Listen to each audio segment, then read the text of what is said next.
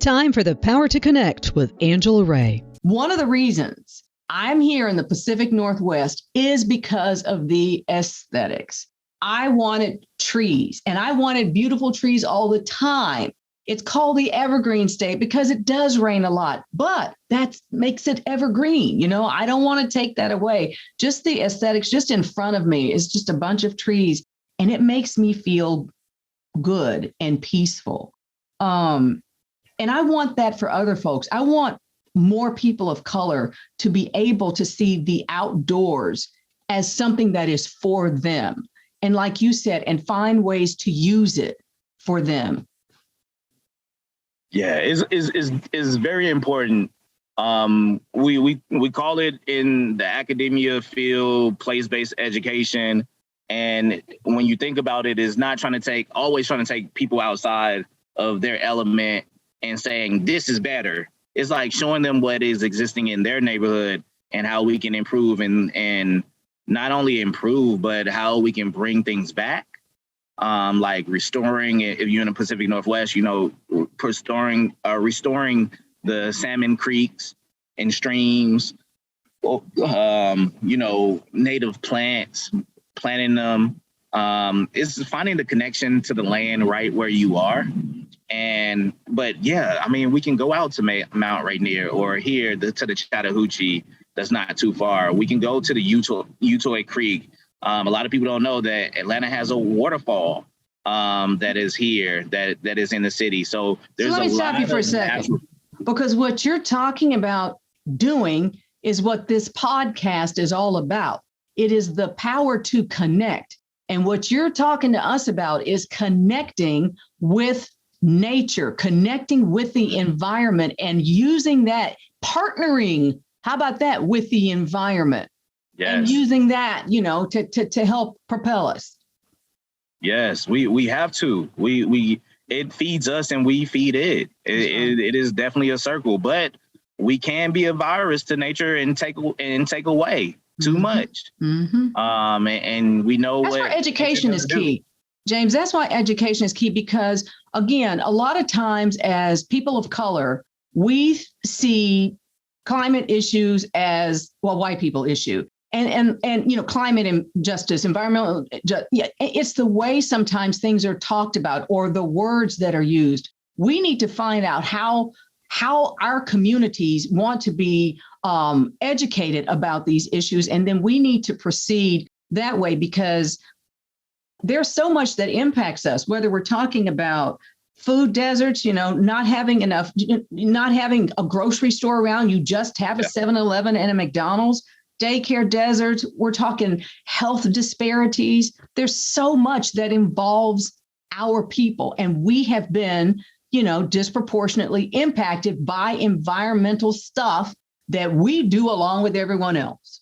Think about it. Majority of Black folks live along the coast. Mm-hmm. When you talk about Miami, when you talk about New York, when you talk about New Orleans, LA, you have these Black meccas that are around there. When climate change hit and the sea levels rise, it's going to impact these individuals.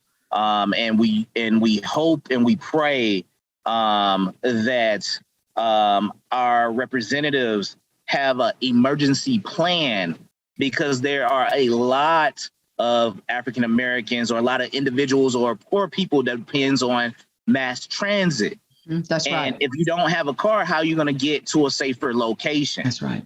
And everybody can't just weigh it out. Mm-hmm.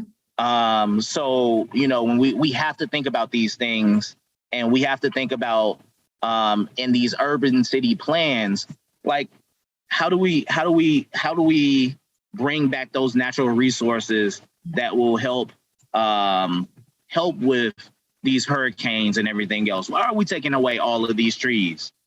Why? We have to think about that. Why we can't plant around? Why we can't build around these trees?